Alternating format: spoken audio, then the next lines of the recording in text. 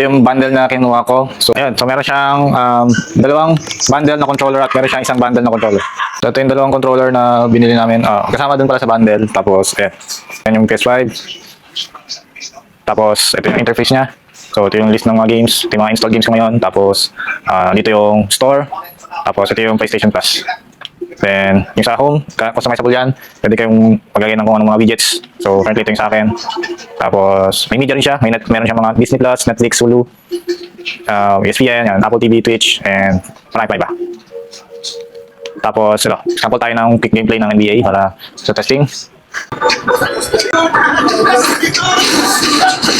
And going through trying to get into a little groove here before the tip-off. The NBA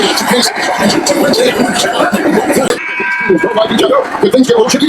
It would not surprise me. Ano pang inihintayin nyo? I-check out nyo na yan habang naka-sale pa.